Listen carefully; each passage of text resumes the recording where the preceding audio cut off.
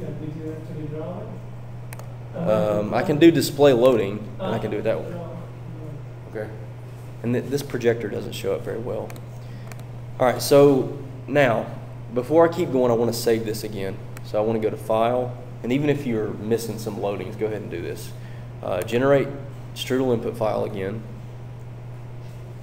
and click on the Generate input file, and just save it as the same thing. All right. Now, what do I still need to do? What haven't I done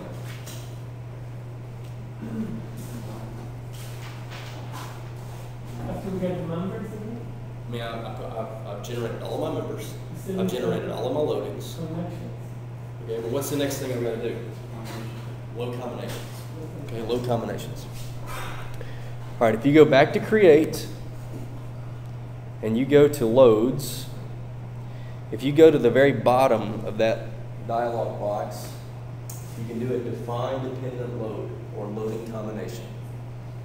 So I'm going to click on that, and this time this window is going to pop up. All right. Now let's see. Let's do.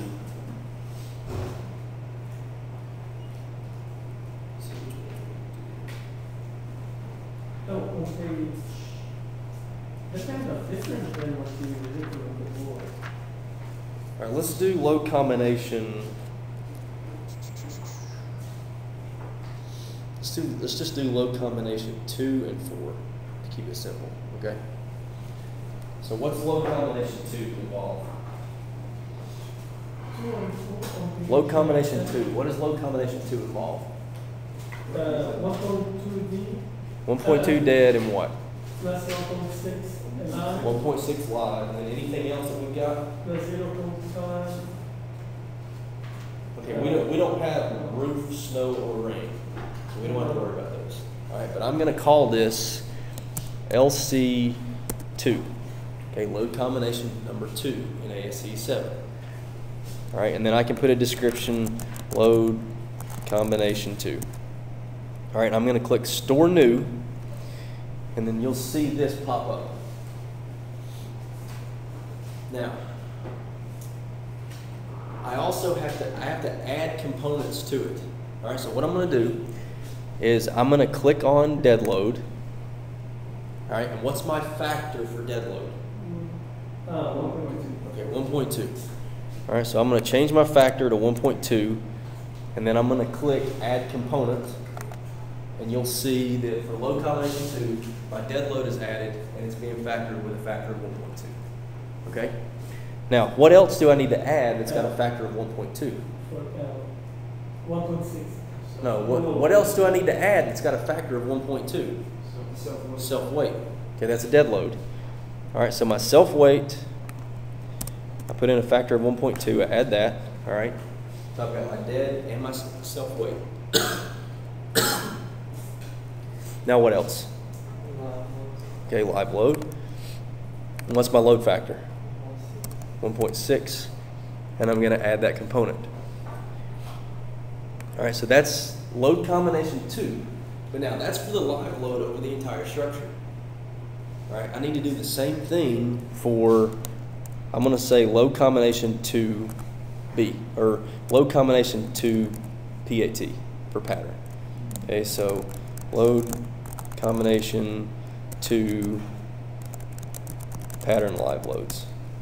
All right, so I'm going to do the exact same thing, but this time I'm going to change the L.